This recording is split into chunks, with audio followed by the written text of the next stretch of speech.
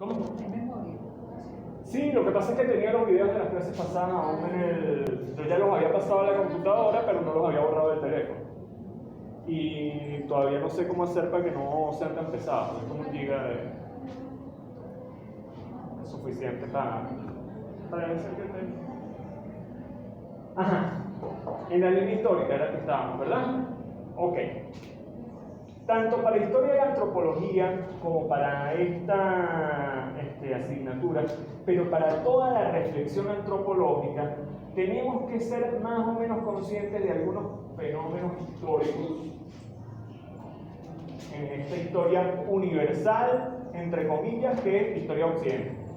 ¿Sí? Ok.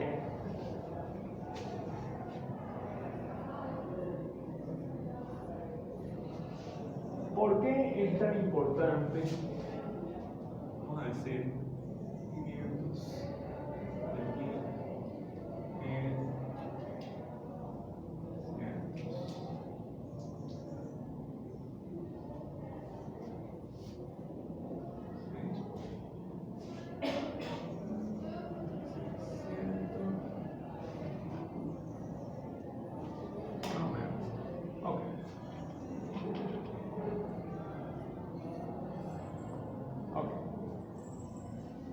Son fundamentales al menos los últimos 500 años de historia.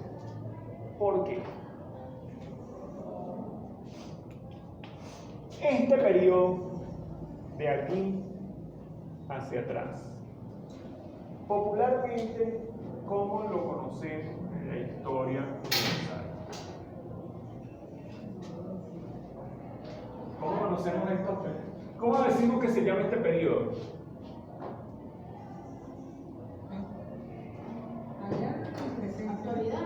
Sí, claro que la actualidad, claro que es el presente. Ok, digamos. También, perfecto. Y para allá, el pasado. Sí, la historia. Sí, ok, fino. Vamos a ver. Las imágenes que podemos tener. Piensen en las comiquitas, las películas, los libros, qué sé yo. ¿Cómo es la gente que vive aquí? En Occidente, en el Occidente industrializado o que se va a industrializar, ¿sí? No pensemos en el mundo entero. 1900, ¿qué pasaba en 1900? Usaban carrozas, caballos. ¿Cuándo empiezan a aparecer los automóviles? 1800. ¿Y tanto para atrás o de tanto para adelante? Para acá. Ajá, vamos a pensar. Popularización del automóvil, ¿cuándo ocurre? ¿Cuál es el primer carro que se produce en masa? Carro de combustión interna. Mire, ¿qué pasa ese? Pasen, pues. El Volkswagen. Pasan, pero la próxima no van a pasar. Pasen rápido. ¿Ah? ¿Qué Volkswagen, chica?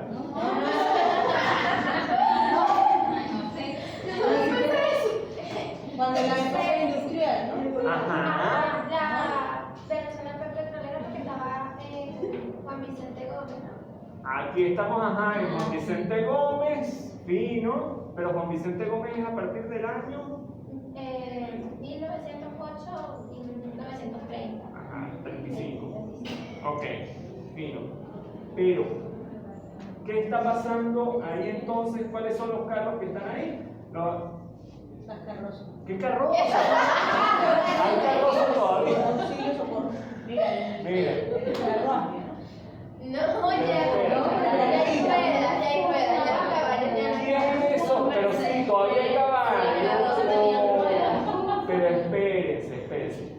¿Quién es el primer industrial famoso que hace una gran fortuna con los Exactamente. Eso lo pasa siempre por ahí. ¿Y cuál es el carrito famoso de Ford? El modelo T. ¿Sí? Sí. Ok, ya antes. Henry Ford. Ok. Ya antes. Pero entonces, a principios del siglo XX se populariza el automóvil con este tipo de automóviles como el modelo T y tal, ¿sí? Ok. ¿Qué pasa también ahí? 1914. ¿Por qué es importante 1914? Sí, inicio de la Primera Guerra Mundial. Ok, fino. ¿Cuál es la diferencia entre la Primera Guerra Mundial y la Segunda Guerra Mundial? Bueno, hay muchas diferencias. Hay muchas diferencias.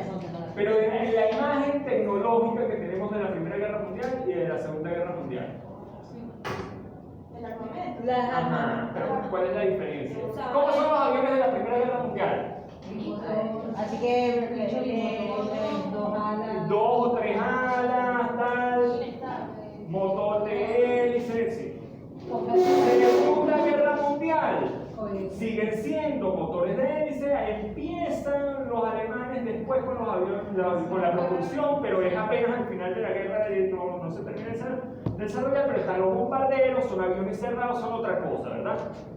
Aquí, Primera Guerra Mundial, el tema del gas mostaza, mostaza no, gas mostaza, y los gases neurotóxicos y tal. Segunda Guerra Mundial, bomba atómica al final, son dos cosas diferentes. Ok, bien. Siglo XIX, 1800 a 1900. ¿Qué está pasando ahí en el mundo? ¿Por qué es importante esta fecha? Sí, revolución industrial, acá, ¿sí? ¿Por qué es importante esta fecha para Venezuela? 1810 a 1830.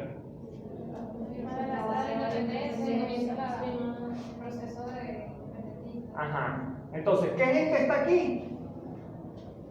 ¿Cuál es la imagen de la gente que tenemos ahí? los procesos.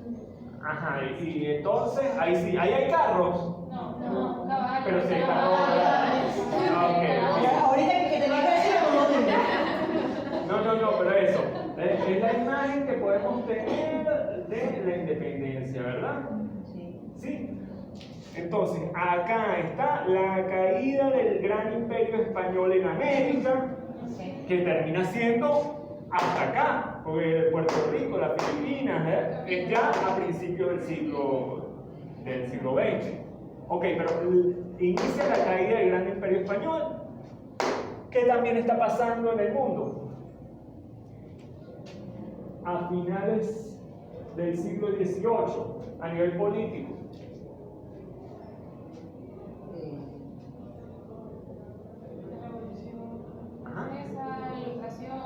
Ok, la ilustración parte de ideas políticas e ideas amplias con respecto a la filosofía y a la naturaleza. Y esto tiene una incidencia directamente en el orden político. Hay al menos tres grandes eventos que tenemos que considerar, pero que se entrelazan y son muchos más. Pero al menos tenemos que entender independencia de los Estados Unidos. ¿Qué pasa con la independencia de los Estados Unidos? Además de, se independizan las colonias de Gran Bretaña, ¿sí? De Inglaterra. Ok. ¿Qué pasa con esas colonias? ¿Qué hacen? Al independizarse. ¿Qué hacen en lo económico? ¿Qué hacen en lo político?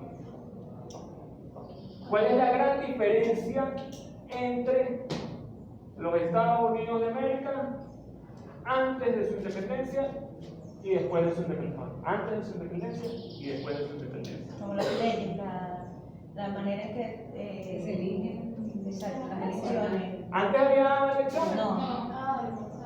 Ajá, sobre todo a nivel monárquico, ¿sí? Democracia, a nivel económico, liberalismo, ¿sí? Empiezan a surgir estas ideas. Ojo, ¿qué pasa en Francia con la revolución? 3/4 lo mismo. ¿Ah? en parte lo mismo, lo que pasa es que después el proceso se trunca con Napoleón. Napoleón como emperador no se genera después, bueno, hay las intenciones de generar una dinastía, pero finalmente también se trunca, sí, pero la idea de el hombre, el gobierno, ¿sí? Se ve modificada. ¿Ok? ¿Cuáles son los ideales de la Revolución Francesa? Igualdad, fraternidad, y que todos los hombres son ciudadanos. Todos se está dando ruptura con algo, ¿verdad? ¿Qué pasa en las independencias americanas? Antes de la independencia de Venezuela, más allá de esos 30 años complejos y tal, ¿qué digo? 20 años complejos, al menos desde el 10 hasta el 30. ¿Qué pasa después? ¿Quién llevaba los destinos de la provincia de Venezuela? ¿Quién llevaba? Sí, ¿quién manejaba la política nacional?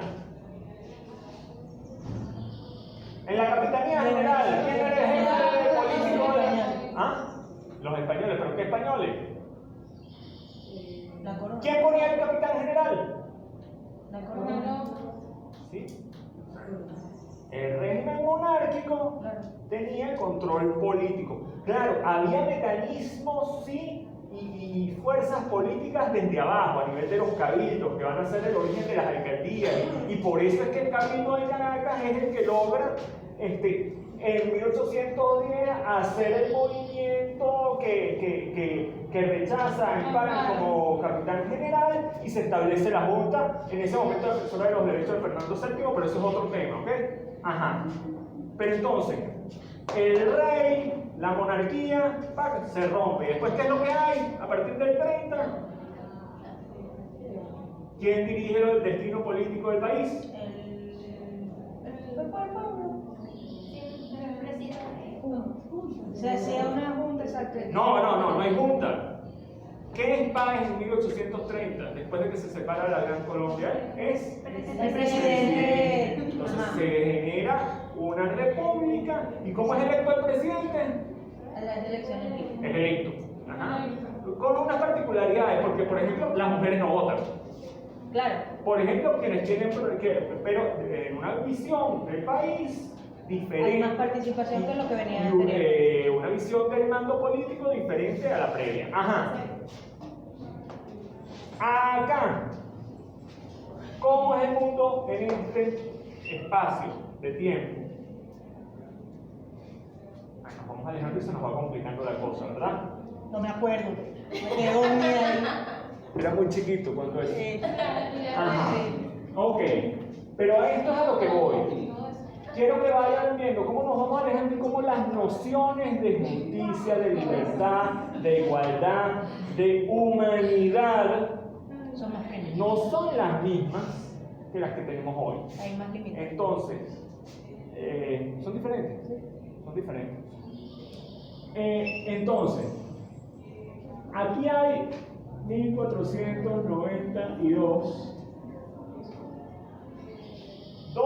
Tres cosas importantes en la historia, fundamentalmente hispánica e hispanoamericana, ¿sí?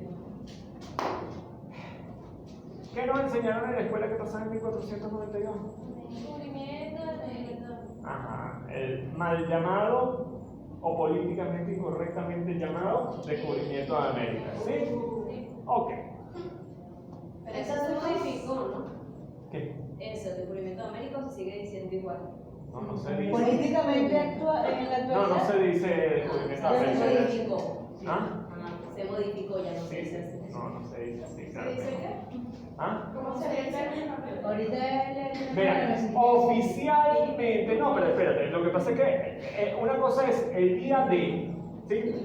¿Cómo se llamaba ese día? Yo creo que no sé de qué fecha, yo creo que la modificación es cuando Gómez, el día del descubrimiento, y se celebraba el descubrimiento, el 12 de octubre. Después el día de la raza. Después el día de la resistencia indígena. Pero ojo, más allá del descubrimiento, la raza o la resistencia indígena, eso es como denominamos el día para celebrarlo o conmemorarlo, ¿sí? Porque no vamos a conmemorar la invasión, que digo, no vamos a celebrar la invasión, más bien sería conmemorar el momento en que se inició la resistencia, ¿sí? O sea, pero eso es discursivo y de cómo hoy en día interpretamos el pasado, ¿sí? Pero ciertamente para Europa, a partir de 1492, el mundo comienza a cambiar drásticamente, ¿sí? Globalización. Tiene inicio la globalización, pero no necesariamente inicia, o sea, los europeos no eran conscientes de que se estaba iniciando la globalización, ¿ok? Pero pudiéramos decir que es una de las raíces que da inicio, el cimiento más profundo que da inicio a la globalización. Pero aquí antes también estaban pasando cosas que cambiaban Europa, ¿sí? Por ejemplo, esto es a mediados del siglo XV, no sé si se sabe la fecha exactamente, dudo que se sepa la fecha, no estoy seguro. Un señor llamado Gutenberg popularizó algo. ¿Qué? Gutenberg. ¿Ustedes no han oído hablar de Gutenberg? Eso era, pero yo no lo vi. Gutenberg. ¿Qué hizo? La imprenta. La imprenta de tipo móvil. ¿Sí? Antes de esta fecha, un libro, para elaborar un libro, debía llegar a alguien y copiarlo. Una vez copiado, tenemos un libro.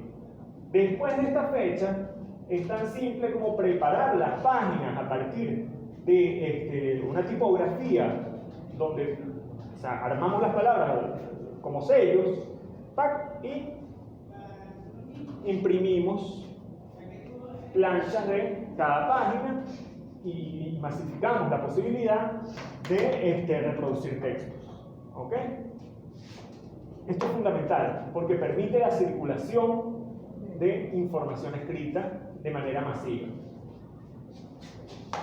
En esta fecha también, en 1492, se está produciendo en la península ibérica un proceso de consolidación. Ustedes saben que, seguramente lo sepan, en este momento España no es España, sino son varios reinos que se están unificando a partir del matrimonio de Isabel y Fernando, que son los reyes católicos. Isabel, reina de Castilla, bla, no sé qué, tal, y Fernando, rey de León, bla, bla, bla. Entonces, ellos comienzan la unificación de lo que va a ser España. Son diferentes reinos que se van unificando. Y en este momento se publica, gracias a cosas como la imprenta de Gutenberg, la primera gramática del castellano, ¿sí? Que es de Nebrija. Nebrija publica la primera gramática del castellano y eso es importantísimo porque recuerden que ¿quién financia Colombia y su viaje de exploración? La reina. La reina como reina de Castilla. Y por eso, ¿ustedes cuántas lenguas se hablan en España? Hoy en día. Se habla catalán, se habla gallego, se habla vasco. Pero castellano. Ajá. El euskera es el vasco. ¿Sí? Pero hay más. ¿Sí? ¿Por qué en América, si España conquistó América, por qué en América se habla castellano? No gallego, no catalán, ¿no? Porque era un proyecto de Castilla. Y la lengua oficial es el castellano.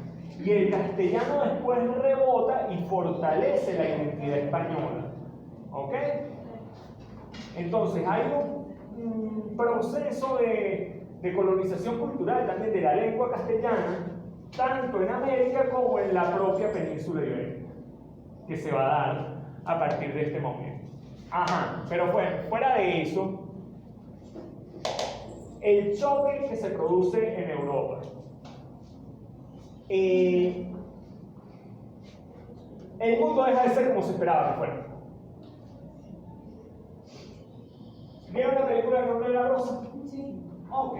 ¿El nombre de la rosa dónde está ambientada? ¿En qué momento está ambientado? 1400. Por ahí. Siglo XIV, siglo XIV. Acá. Mucho. Sí, no. 1300 tanto. Llegando a los 14. ¿Ah? Llegando a los 14. 14, puede ser. Llegando al 15. Piensa en algo. ¿Cuál es el siglo XX? 1900. Entonces, ¿cuál es el siglo XIV? 1300. Ok. Claro, porque el siglo I Es el cero. es hasta el 100, Ok. previo al 100. El ciento tanto es el siglo II. ¿Ok? Entonces, siglo XIV es el ambiente de la novela. Si nos ubicamos en la novela, en la película, ¿cuáles son los elementos que se discuten con respecto a la verdad? A la verdad de tipo teológico, ontológico, universal, ¿sí? Y a la verdad particular de los hechos observables. No de los hechos observables, de los hechos inmediatos.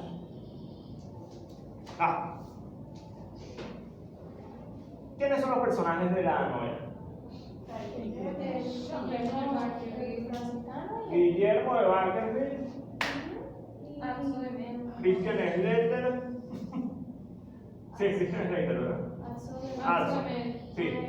Y, ellos dos son como que los dos personajes principales. En el monasterio, ¿quiénes están? Llegan a un monasterio. ¿Quiénes están en ese monasterio? Los malos.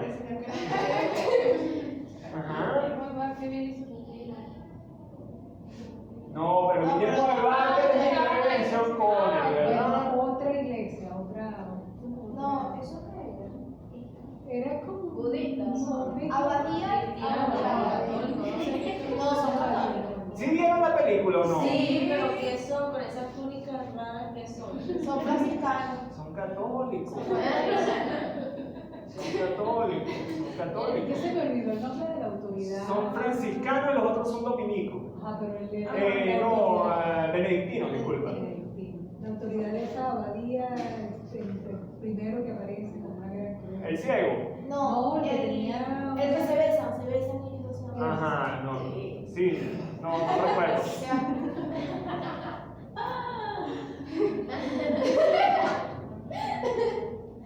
No recuerdo el nombre de la autoridad. Patrones culturales diferentes, por favor.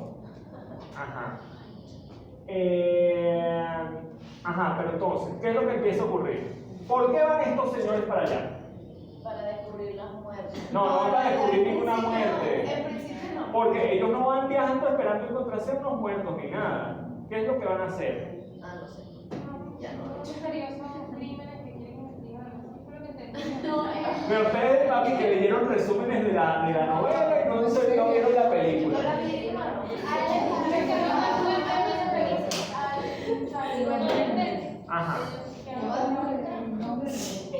Está Sean Connery, ¿verdad? ¿Quién es Sean Connery? El viejito, Guillermo de Baskerville. Otro muchacho joven, Axo de Mel. Ok, Christian Slater. Ellos empieza la película con ellos llegando al monasterio, ¿verdad? Ok, el libro comienza diferente, porque es Axo viejo, pero ojo, yo creo que en la película hay una voz en off donde él está relatando que él va a contar lo que le pasó cuando era joven. Ok, perfecto. Llegan al monasterio, les dan la bienvenida, y ellos ¿para qué iban a ese monasterio? ¿Para qué iban?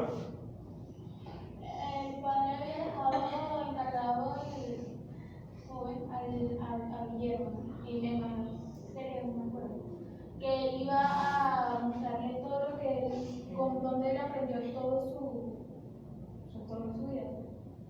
Y cuando llega ahí, el niño le dice que fue una obra divina que Una pregunta. Ustedes vieron la película, ¿verdad? Sí, Después llega alguien más a la abadía. llegan los otros franceses. Ajá, ¿por qué? ¿Por qué llegan? ¿Los estaban esperando? No. ¿Cómo que no? Entonces sí. Entonces sí. No, porque esa película es medio difícil de entender. Primero porque es vieja que una calidad para la porquería. Y entonces de repente están hablando en italiano, en español, en inglés, no sé qué cosa. En todo caso. Yo de verdad, yo también tenía la idea de que él había ido a... No, yo sé que no, pero no sé qué. Ellos van a preparar la reunión. como sí. franciscano. Ellos van a preparar la reunión de los benedictinos y los franciscanos porque van a discutir algo que en el marco del obispado estaba en ese momento como en crisis, que tenía que ver con la pobreza que debían mantener los obispos o no, donde los franciscanos eran partidarios o opinaban de la idea de la pobreza, los benedictinos no. Ok. Sin embargo, esta discusión no se da. Más allá, yo creo que hay una de las discusiones en la sala donde empiezan a debatir, pero no es el marco argumental de la película. ¿Ok? Ojalá.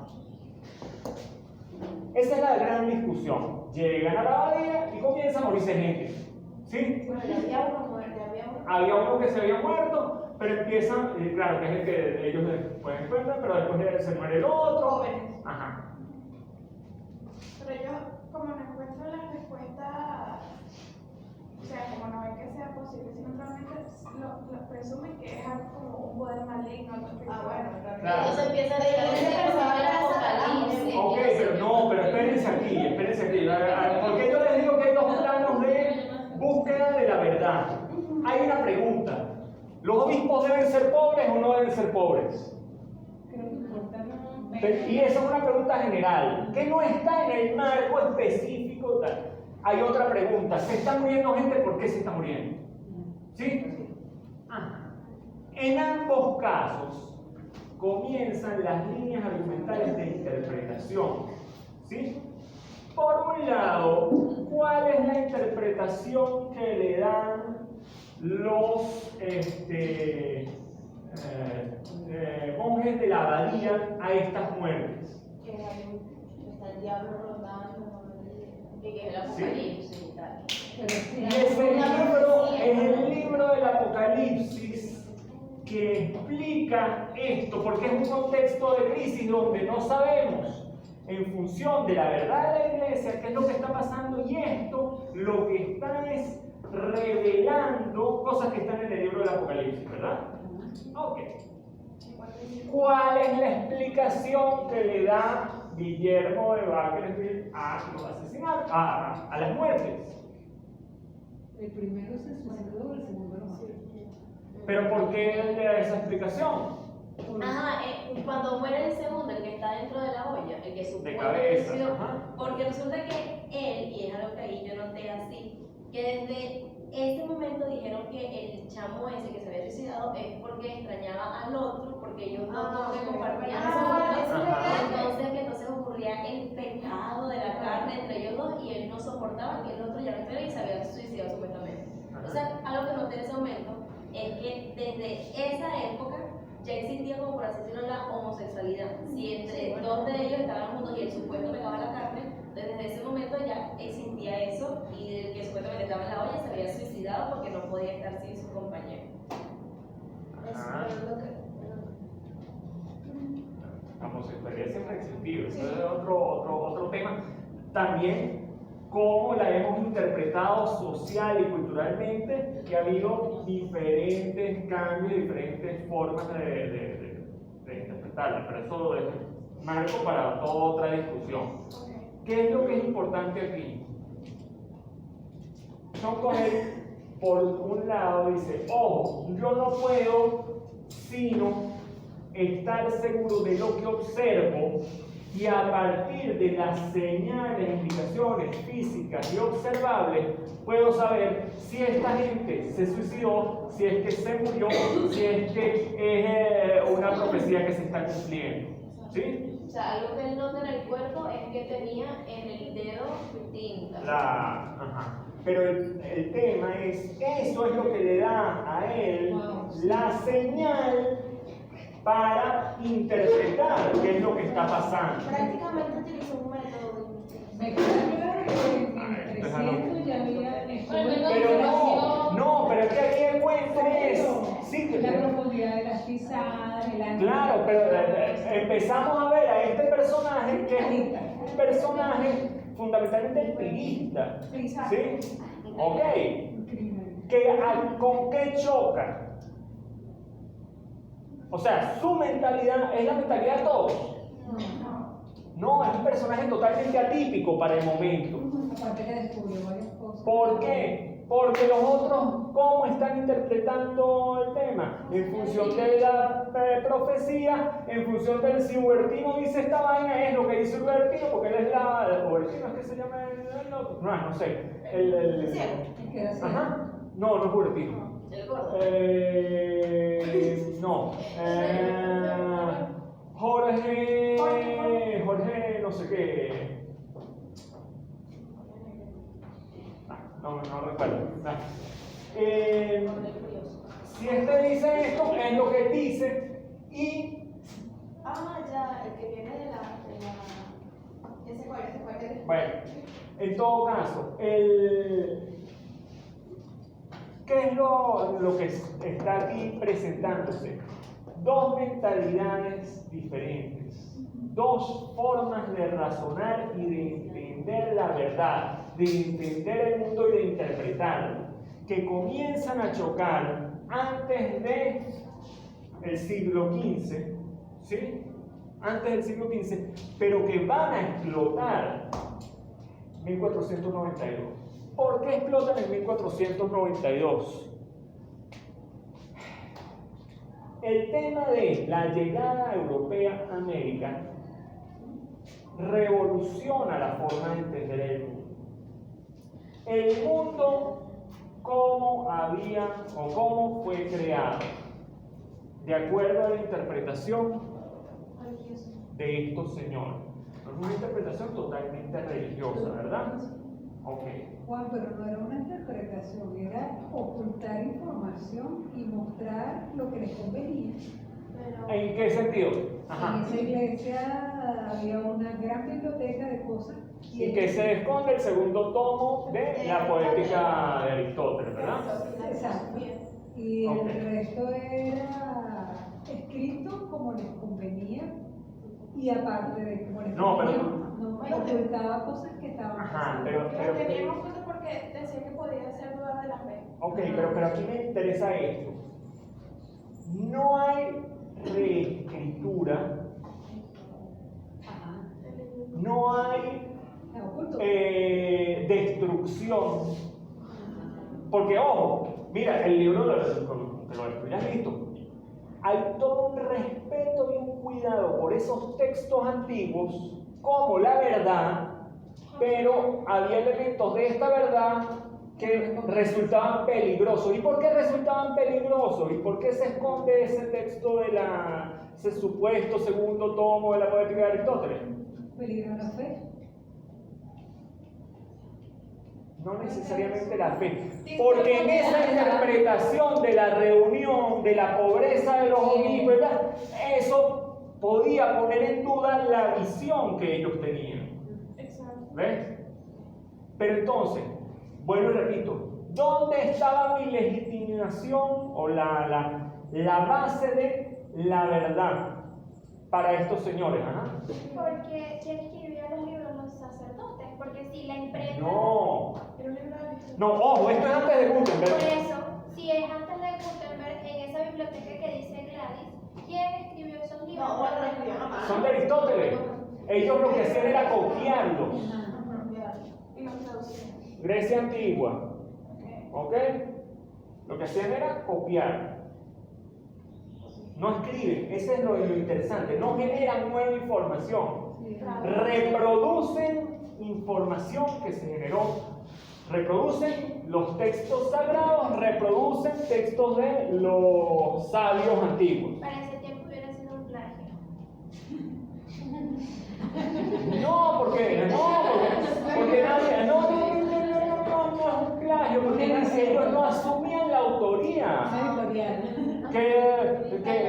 Que Guillermo de Bakersfield escribe una cosa, nadie le hace caso, no me importa. Si Aristóteles dice esto, esto debe ser como dice Aristóteles. Recuerden cuando hablábamos de Galileo. Sí. ¿Dónde está Galileo? 1632. Y como buena parte de quienes se oponían a Aristóteles, se oponían argumentando, no, pero es que Aristóteles, que quienes se oponían a Galileo, argumentaban, no, pero es que Aristóteles no vio eso así. En tanto Aristóteles no, eso no es así. ¿Ok? Entonces, el libro sagrado, el libro generado, o las escrituras generadas por los, entre comillas, sabios griegos antiguos, es la fuente de la verdad. Acá. Nuevamente, ¿qué pasa? En la concepción europea medieval del mundo, el mundo era algo más o menos así. Y esto viene de la antigua Grecia también. Es un mapa como los griegos representan. Esto es Europa, esto es Asia y esto es África. ¿Sí? ¿Por qué el mundo es así?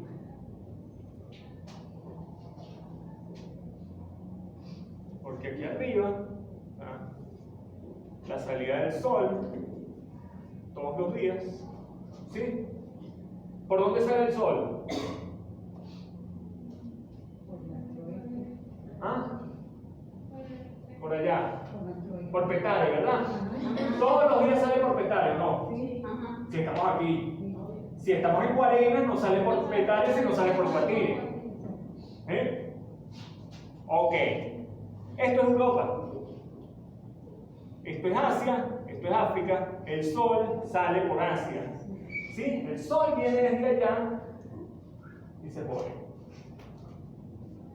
Bajo esta lógica territorial del mundo, ojo, recuerden, ya en este momento Marco Polo había ido a Asia, venía, llegaban especies de Asia, se conocía, había referencias con respecto a Asia, se conocía algo de África, los portugueses estaban tratando de cruzar acá, darle la vuelta a África, se estaban buscando diferentes rutas para llegar a Asia. ¿Por qué? Porque con las cruzadas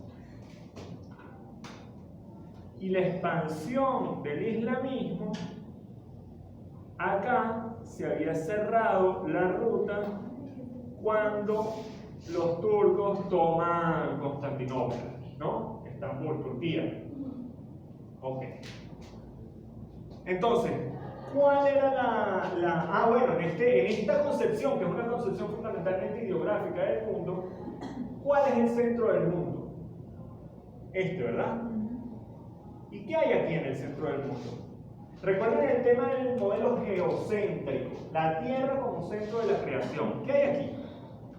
Si este fuera el mundo, digamos esto es España, Italia, y este es África, esto es así, esto es Inglaterra, y esto llega aquí hasta Asia. Esto sería esto mismo, ¿verdad? ¿Qué hay aquí? ¿Qué pasó aquí en el año 0, más o menos? ¿Qué Mediterráneo? ¿Aquí en la costa? Aquí, un poquito más adentro de la costa. ¿Qué hay aquí hoy en día? ¿Qué país está aquí? Creo que se refiere a Jerusalén. Se refiere a los años que el año 0 de Cristo. ¿Dónde va a nacer el Hijo de Dios? En Belén. En el centro del mundo. Pleno centro del mundo. Miren el modelo acá. ¿Sí? Esta es la visión. Además, ¿dónde está el jardín del Edén? Y eso era una de las descripciones. Al este, allá. ¿Ok? Entonces, no es tenacia porque el jardín del Edén no debería estar en la Tierra, pero sí, las referencias son es que está hacia el este, más al este, ¿verdad? ¿Sí? Entonces, Claro, si agarramos esto, eso, porque el norte es este. Claro. ¿Ok? Entonces, dale la vuelta. Pero ¿por qué el norte está arriba en nuestras representaciones? Eso es una convención. ¿Sí? Porque además, bueno, entendemos que el norte y el sur son ejes que no se mueven. En cambio, esto tiene un movimiento continuo con la rotación de la Tierra. ¿No? Ok. Pero nosotros podemos representar la Tierra así.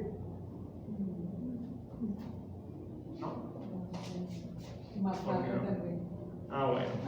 En todo caso, siendo esto así, ¿cuál era el plan de Colón? Llegar a la India.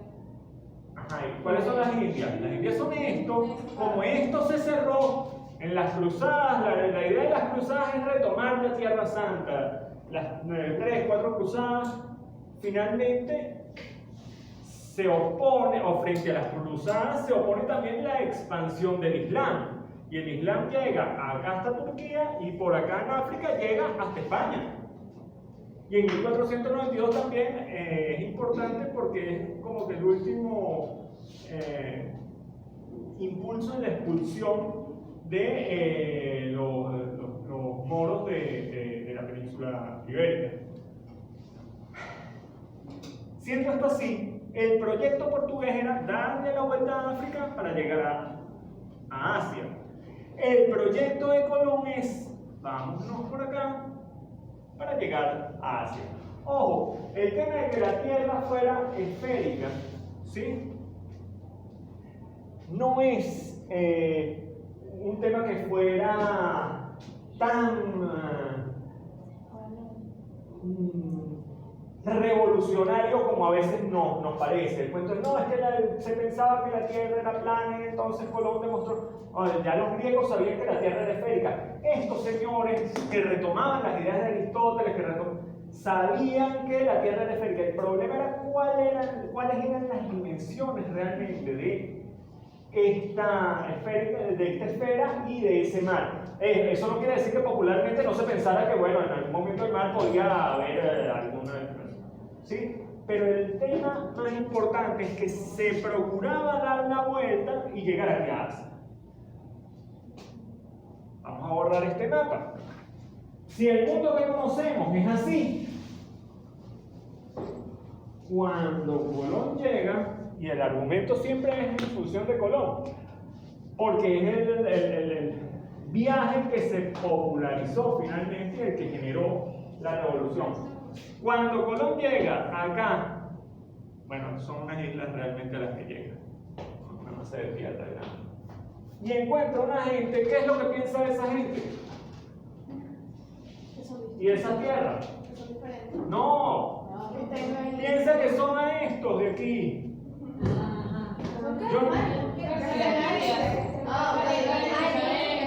Que está llegando a Asia. En esa T que dibujábamos acá, él piensa que está llegando al punto. Entonces no hay duda, estos son indios, esto es la India. De hecho, cuando Colón llega, segundo viaje, ya tercer viaje, se dibuja acá. Sí. Esto no lo sabíamos, pero así, pero bueno. Ajá. Llega acá, llega a esta zona, es la zona del delta del Orinoco.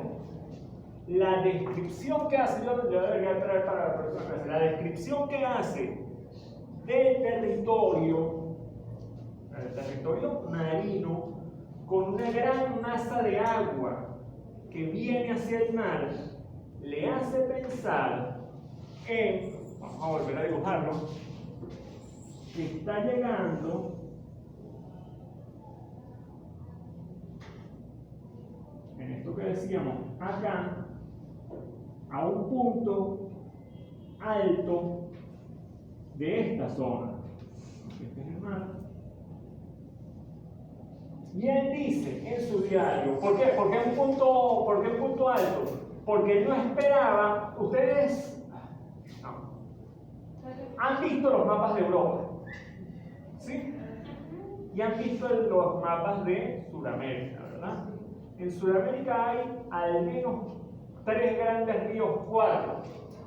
Río de la Plata, Amazonas, Orinoco, Magdalena no es tan grande, pero al menos estos 3 grandes ríos, ¿verdad? Ustedes han visto en Europa los ríos que hay. Unos ríos mínimos. El Támesis, el Sena, el Danubio, son ríos en comparación a estos ríos muy pequeños. El río más grande que podían medio conocer los europeos era el Nilo, ciertamente, pero el Nilo, a pesar de ser muy largo, no tiene mucho caudal. Es un río de poco caudal para su extensión. Ahora, también está todo el tema de la evaporación que se produce en función del desierto. Ajá. Ellos no tenían experiencia de ríos tan grandes en el mundo. Entonces, cuando ustedes llegan y navegan en el mar y se enfrentan a una salida de agua tan inmensa como la del Orinoco, se produce un fenómeno bien particular, que es que la corriente te arrastra hacia atrás. ¿Cuál fue la interpretación de Colón? Y él dice, bueno, ¿qué es lo que ustedes, ojo, todos yo creo que lo saben, o han escuchado esa imagen en primaria? ¿Cómo define Colón a Venezuela? Pequeña Venecia. No, eso no es No Venezuela. sé.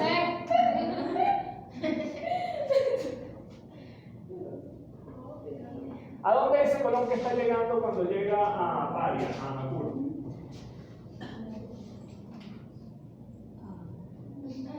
¿Lo escuché? Al paraíso. ¿Qué dice? Esta tierra de gracia, ¿verdad? Ok. Y él sugiere en su diario, pareciera que aquí la tierra no es del todo esférica, sino más bien él dice, es como la teta de una pera, ¿sí? Y él piensa en una pera y un punto más elevado, y que el agua está cayendo de ahí, y descríbelo, y sugiere. Ustedes saben que el Orinoco tiene varias ramas en el delta. Él dice, bueno, los 4 ríos o los 7 ríos que bañan el jardín del Edén deben ser estos ríos que están acá que estoy viendo. Y el jardín del Edén debe estar allá arriba. Y esta agua que está cayendo acá, que es tanta, solo se puede explicar en función de esta idea bíblica del mundo. ¿Ok? ¿Qué es lo que pasa? Bueno, la realidad de los viajes de exploración que se generan en esos 20 años, en 492, esta descripción del tercer viaje en 1498, ya en 1510 es evidente que esto no es Asia, sino que es una tierra nueva. Si es una tierra nueva, surge un problema. Que la gente que está allí no son indios, o sea, no son los asiáticos que estoy esperando encontrar. Si no son los asiáticos que estoy esperando encontrar, ¿quiénes son? Y aquí viene una pregunta. Y aquí es para que veamos el cambio de mecanismo de legitimidad de la verdad y el conocimiento. Si nosotros encontráramos unos seres similares a los hombres y las mujeres en Marte, vamos a imaginar, ¿cómo haríamos para decir si estos son hombres o no son hombres? Los comparo contigo. Ajá, ¿y qué vas a hacer? Piensen.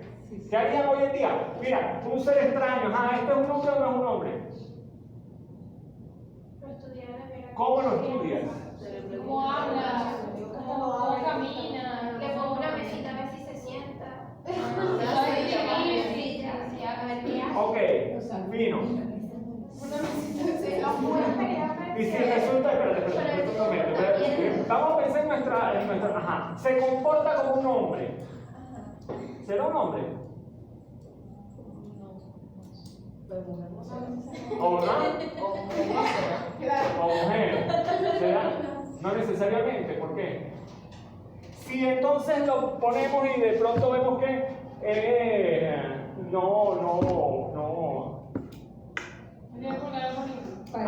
que atraviesa la mesa, ¿es un hombre?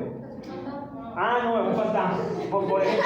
Entonces, ¿cómo haríamos para saber si es un hombre o una mujer? Veríamos si hace cosas como uno. Las hace, pero resulta que en el mundo de los fantasmas. Se le preguntaría. Sí, sí soy. Ay, no. Pero sí, entonces. ¿Cómo haríamos para definir si es un hombre o una mujer? ¿En serio? Sus sexos.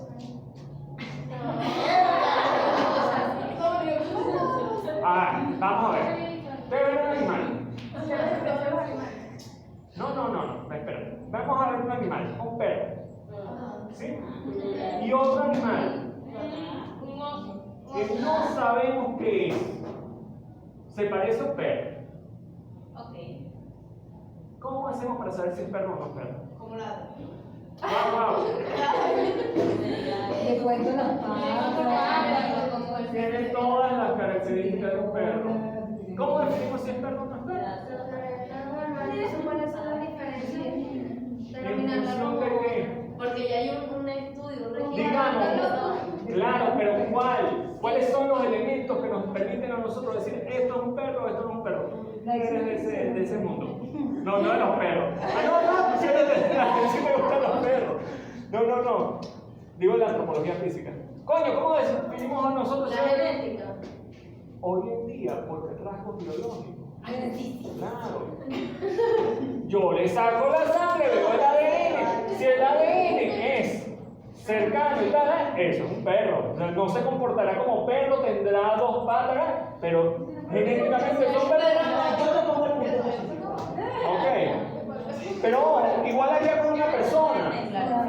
El cuento de que si es fantasma, se puede comportar, pero no es una persona. ¿Sí? Para yo definir como una persona, diría, hay unos rasgos físicos que yo he definido, que puedo observar y que me dicen si es una persona o no es una. ¿Cómo llego a Marte? Ah, ese es otro problema. ¿Sí? Que si es descendiente igual que nosotros, no sé, pero si tiene mi ADN, coño, eso es una persona. Será un clon, será una vaina que llevaron los extraterrestres, qué sé yo, pero eso no es lo que hacían estos señores. ¿Cómo hicieron estos señores? Y aquí viene la pregunta. Acá se preguntaron lo mismo. ¿Será que estos son gente entonces? Porque ¿quiénes son gente? Nosotros, ¿Ah? los que llegaron. Esos no tenemos duda de que son gente. Pero para mí, europeo del siglo XVI, ¿quiénes somos los hombres y las mujeres? Pero los hombres de la humanidad. ¿Qué somos? Creación divina de Dios que tenemos. Nos caracterizamos fundamentalmente por tener un alma. ¿Sí? Bueno, ok. ¿Estos señores tendrán alma inmortal? ¿Será creación de Dios? Sí. En la Biblia no salen estos señores. Entonces, ¿de dónde salen? Y hay una consulta a los teólogos, juristas españoles temprano, con respecto, tan temprano como principios del siglo XVI, 1500, con respecto a la humanidad de estos señores. ¿Son hombres o no son hombres? ¿Qué le pasó? ¿Qué le pasó? No me tropecé. Bueno. ¿Son hombres o no son hombres? Claro, la respuesta inicial directamente es, mira, sí son hombres, sí tienen alma. Pero en función de qué lo podrán decidir. De que se morían. ¿Ah? Los perros le pegan un tiro y se mueren también, no es un hombre, no. ¿Verdad? Porque De que lo observaban, y... ellos no tenían para hacer ADN. Claro que no. Y hacían las mismas cosas. Ajá, vamos a volver. Aquí viene la pregunta. Porque se morían de verdad, porque... O sea, ellos comprobaban que tenían algo. Ajá. Se comprobaba que tenían alma. O sea, ¿cómo comprobamos que nosotros tenemos alma? Viene la pregunta. ¿Cómo comprobamos que nosotros tenemos alma en esa época, en ese contexto, en esa edad? Comprobaron, si lo comprobaron. Con la O sea, ¿qué nos hacía Por la creer que teníamos alma o no teníamos alma? Nuestra fe. ¿En base a qué? Los libros que habíamos leído. Ajá, Pero entonces. médicamente no lo podíamos comprobar. No lo comprobamos. Pero eso encontraron Disculpa. los sacerdotes que iban a comprobar si ellos tenían. Es que no lo iban a comprobar, finalmente no fueron para allá. Lo que hacían era leer en la Biblia y en las escrituras a ver dónde están estos señores, si aparecen o no aparecen. Uno de los argumentos termina diciendo, mira, sí, estos pueden haber sido una de las tribus perdidas de Israel que no se empiezan a mencionar y en algún momento llegaron. El tema es que la contrastación empírica no era fundamental para el argumento jurídico-teológico. Ojo, que está pasando otra cosa en América al mismo tiempo. ¿Quiénes en América? Españoles, sí, españoles. ¿Qué tipo de españoles? Súbditos Por lo general. súbditos de la corona. ¿Hombres o mujeres? Hombres. Corruptos de la cárcel. Algunos. Más o menos. No vamos a generalizar, pero ajá. ¿Y qué es lo que pasa en América con esos hombres? Llegaron. ¿Y qué hicieron? Comienzan a tener carajitos. Por la buena o por la mala. No, empiezan a tener descendencia. Y se planteaba un problema real, ya no un problema teológico, teórico. Se planteaba un problema real. Estos chamos son hijos míos, pero ¿son hombres o no son hombres? ¿Tienen alma o no tienen alma? Porque si son hijos míos, con un ser sin alma, no necesariamente van a tener alma. Depende de lo que ¿Sí? te domine. No lo sé, no lo sé.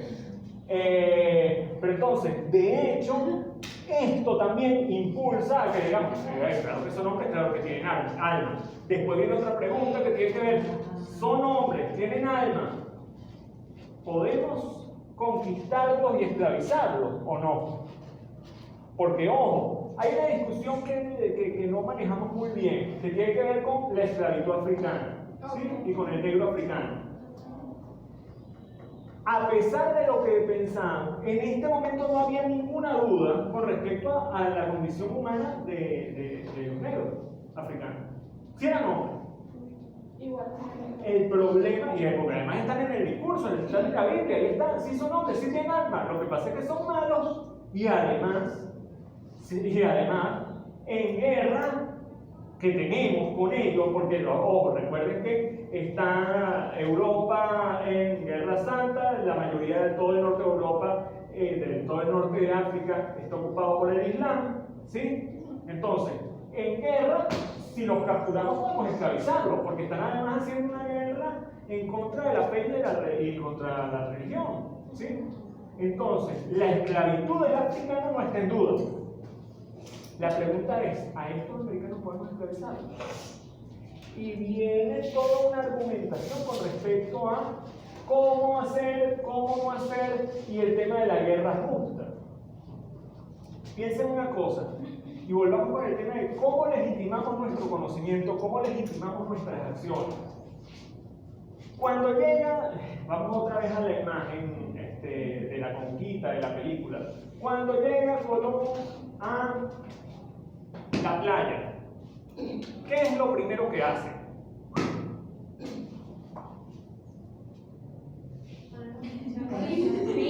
¿Ah? Pone La bandera de España. la bandera de España, ¿no? El estandarte de los reyes, sí. Ágata. ¿Y qué más? Se lo declara como propiedades. Reclamo de la tierra. Y eso, ojo, y eso, ¿cómo se registra? Hacen un documento. Se toma posesión el día tal, a la hora, y dijo, yo tomo posesión en nombre de las reyes, bla, bla, bla, bla, tal, y así lo firmo y juro de mi mano, págata, y fulanito lo firma y lo jura, y tal, ¿sí? Se hace un documento de ese evento de toma de posesión. Ese documento es el que después va a servir como legitimador de, mira, que esta tierra es mía. Después, con el Tratado de Tordesillas también, con Portugal, hay un documento que divide el mundo a partir del meridiano tal, no sé, no recuerdo cuál es el meridiano, de este lado para el occidente va a ser cristianizado y va a ser responsabilidad de los portugueses, de este lado para el oriente va a ser, para el occidente de los españoles, para el oriente de los portugueses. ¿Sí? Por eso en Portugal se concentra en África y en el Brasil, y España Hispanoamérica. Ajá, pero oigan esto. De esa misma manera que un documento legitimó la toma de posesión, un documento va a legitimar el poder hacerle una guerra justa y esclavizar a los indígenas o no poder hacerla. ¿Cuál es ese documento? En 1500 y tanto, 1508, 1518, no recuerdo, principio de 1500, el señor Rubio, no sé quién tal Rubio, Sánchez Rubio creo que es el apellido, elabora un documento que debía ser leído por todos los conquistadores al llegar a una comunidad indígena. ¿Ya estaban impresos? ¿Ah? ¿Ya estaban impresos?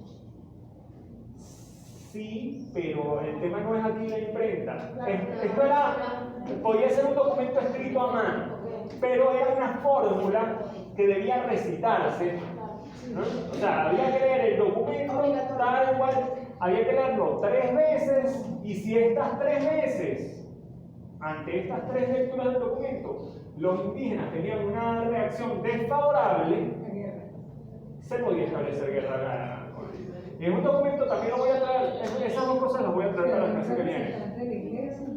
Y el documento además más o menos hace una relación de cómo el mundo fue creado por Dios. Dios dejó a sus hijos, después mandó al Hijo de Dios, el Hijo de Dios antes de morir dejó a Pedro y la línea de los papas como representante suyo en la tierra, y como el Papa encargó a los españoles, a los reyes católicos, de evangelizar esta parte del mundo.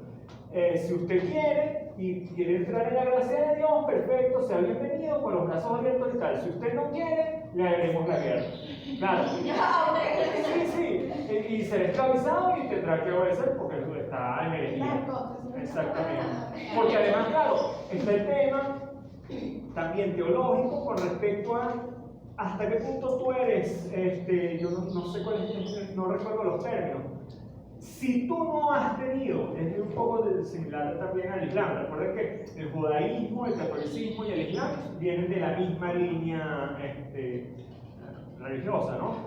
Si tú no has tenido la oportunidad de conocer la palabra de Dios, realmente no estás en pecado, pero no es el mismo pecado que si has tenido la oportunidad de conocer la palabra de Dios y la has rechazado. ¿Sí? En todo caso, un documento que leían en español. O sea, y entonces uno dice, no, pero estos tipos lo que eran unos farsantes y tal. En parte, tampoco es que eran tan brutos, entre comillas, que no se daban cuenta de que los indígenas no lo entendían. Pero el problema, o el tema real, es que el leer esto me daba el derecho. Si yo no lo leía, no tenía el derecho. Y hay argumentos, y hay juicios hispánicos donde se pelea si se leyó correctamente o no se leyó correctamente el documento antes de hacer la guerra. ¿Sí? No es un tema de la comprensión y si yo no quería, no. El tema es si se preservó la forma o no se preservó la forma. Eso es interesante porque las lógicas no son tan así. Un poco también como o sea, no son tan simples de entender, a pesar de que digamos que es nuestra propia tradición cultural. ¿Sí? Es un poco, yo no sé, los católicos practicantes, ¿sí? Las líneas de los obispos y el ordenamiento de los obispos.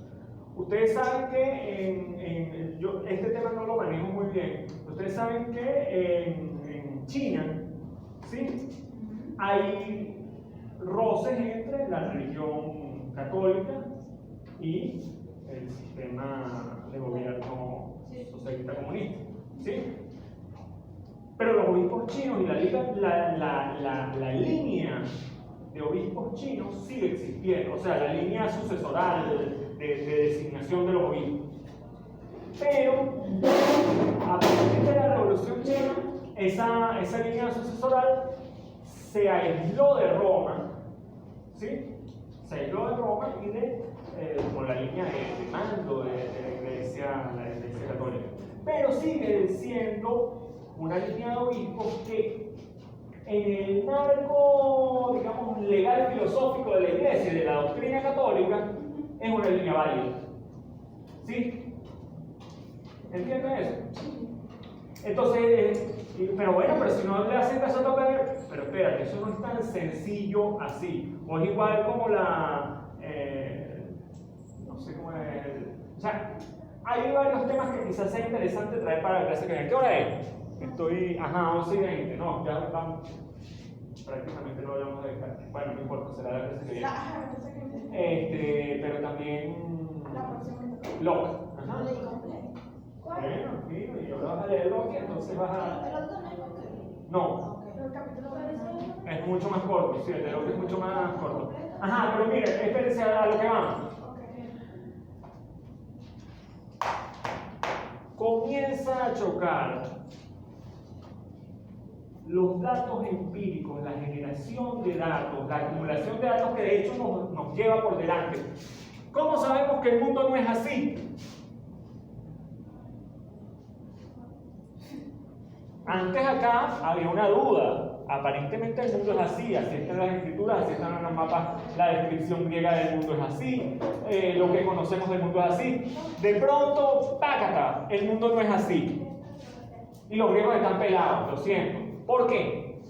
Evidencias contrastadas. Bueno, porque el cuerpo de evidencias nos arropa y ya no es que fulanito dice que quizá, que se observó a lo lejos, ¿verdad? Sino que la evidencia empírica nos lleva por delante. Los hombres son o no son los habitantes de las Indias o los habitantes de América hombres. Hay la discusión teológica, pero la evidencia empírica, mira, los conquistadores están teniendo carajitos y vienen para acá y son hijos de ellos y tienen y yo no puedo decir que no tengan alma, ¿sí? Hay que buscar la forma y la vuelta para demostrar que son hombres, ¿sí? Ok, entonces comienza este choque con respecto a, en primer lugar, el conocimiento. ¿El conocimiento es fijo, inmutable o el conocimiento se puede generar? Estamos claros en eso. En este momento no era tan claro. En este momento el conocimiento estaba, yo puedo acceder a él o no, pero estaba generado ya en todo ese poco de libros, en ese poco de... ¿sí? Ahí estaba el conocimiento. No hay nuevo conocimiento generable, pero de pronto acá, sí hay nuevo conocimiento que se puede generar. Y el hombre es capaz de generarlo, no simplemente por revelación, porque claro, en este momento sí, hay nuevos conocimientos a los que se podría acceder, pero en función de revelaciones divinas. ¿Sí? Tanto en Occidente como en otras regiones del mundo. Pero tendría que ser Dios quien te da, no tú como hombre quien tiene la capacidad de generarlo. Y estos son unos tipos que comienzan a generar nuevo conocimiento, y ante eso surge la duda. Ajá, tenemos la posibilidad de generar nuevo conocimiento, pero ese nuevo conocimiento, como demonios, disculpen que lo diga así, hacemos para saber si es verdad o no. ¿Dónde están las bases de ese nuevo conocimiento? ¿Cómo podemos generar nuevo conocimiento y tener certeza sobre él? Esa es la discusión que se va a plantear acá, en el 20 con Bacon, en el 32 con Galileo, en en el 37 con Descartes. Y ya esto es en el 70 y tanto con Locke. ¿De dónde viene ese conocimiento? Sobre todo acá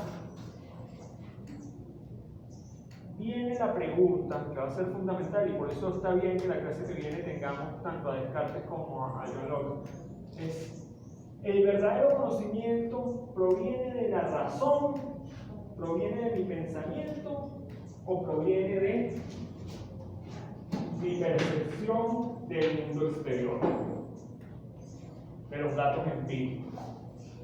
Eso no es tan simple, eso tampoco es tan simple.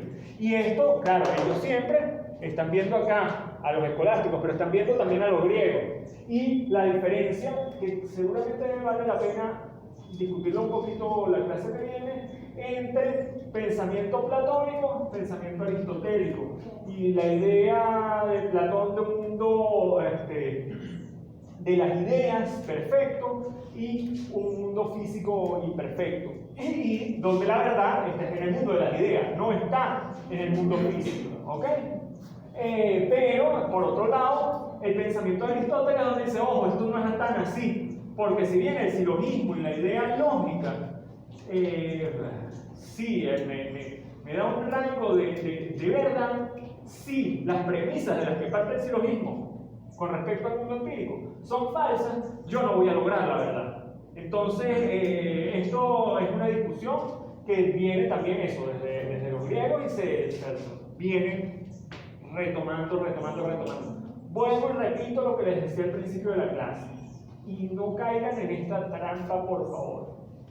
Toda esta discusión que generamos en el curso es una discusión de lo que llamamos pensamiento occidental, pensamiento hegemónico, dominante, colonial, que se impuso a partir de aquí, se fue imponiendo en el mundo. No quiere decir esto que en el siglo XVI no haya muchísimos aportes escondidos para el pensamiento occidental europeo del pensamiento árabe y el pensamiento islámico asiático, ¿sí? Y no quiere decir tampoco que aquí, vamos a pensar en grandes imperios, los chinos no estuvieran haciendo nada ni pensando. ¿Ok? No quiere decir que acá, al momento de la llegada europea a América, estos señores de Mesoamérica, entiéndase la triple alianza mexica, donde nosotros entendemos como los aztecas, o lo que quedaba aún de conocimiento en el mundo maya, del periodo imperial maya, o el mundo incaico, o las diferentes pueblos indígenas en toda América, no pensaran, no tuvieran ideas y nociones que de una u otra manera también alimentaron lo que hoy somos. ¿Ok? Entonces, nada, entender esta trampa, o estar conscientes de esta trampa, de la que no vamos a salir en este curso. ¿Ok? Pero estar pendientes de ello. Listo. Nos vemos en la clase que viene y que tengan feliz fin de semana.